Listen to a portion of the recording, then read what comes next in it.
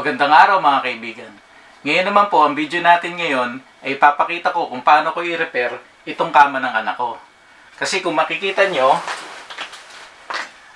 pagka ginalaw ko itong headrest, ang laki na nung kilos niya, oh. Ang laki na nung galaw niya. Ang naging problema, itong tornilyo sa ilalim, natanggal na siya. Hindi na kumakapit dito sa kahoy. So ngayon, ang gagawin ko ngayon dyan, papalitan ko na ng tornilyo yan, yung dire-diretso hanggang dito sa dulo. Para yung kapit niya, maayos na uli. Kasi hindi ko na pwedeng gamitin to dahil busalsal na yung kahoy niya dito.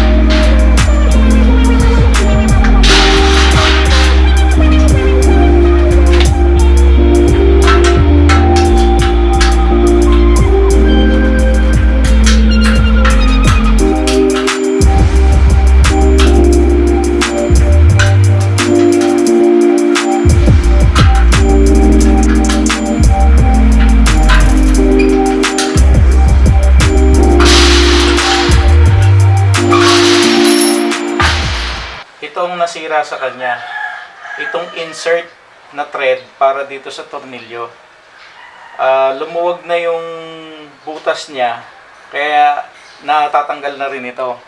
So hindi ko na pwedeng gamitin uli ito at hindi na rin ako pwedeng bumili ng bago na ito since malaki na yung butas niya. So ang remedy ko, ang solution ko dyan ay bumili ako ng mas mahabang tornilyo, didiretsuhin ko na lang yung butas hanggang doon sa kabila.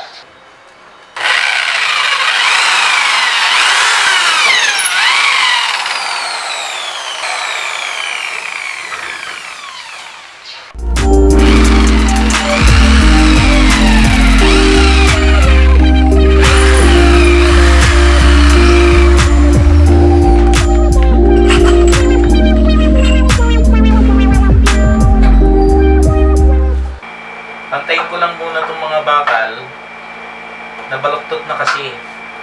Tuwirin ko lang.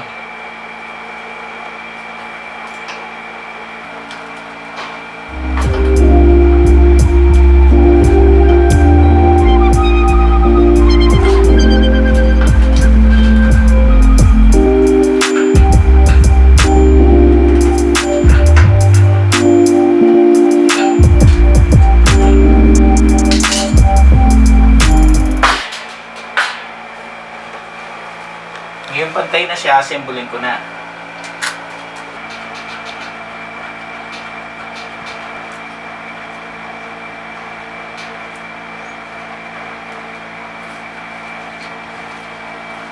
Kapit ko rin tong kabila.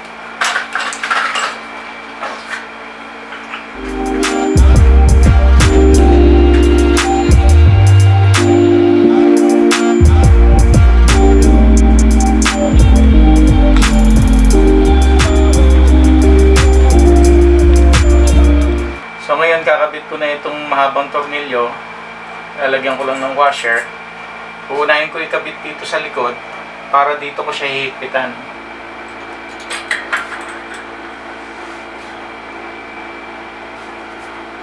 Dito sa kabila maglalagay din ako ng isang washer.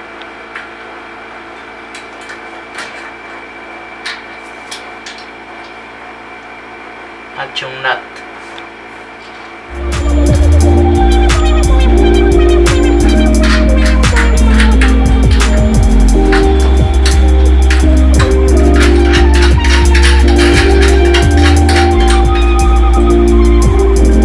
Ito ko na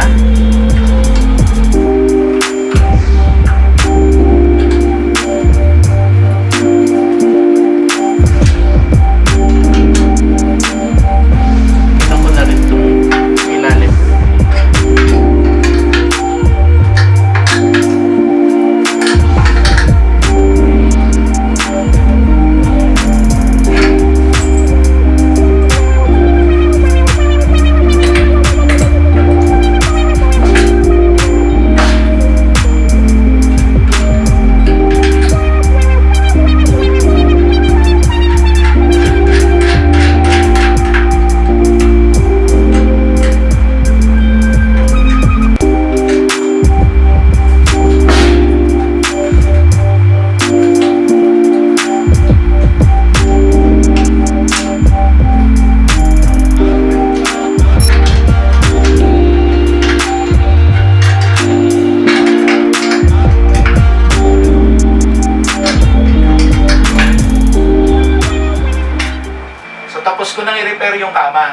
Simpleng-simple lang yung ginawa kong repair. Ngayon, i-assemble ko na.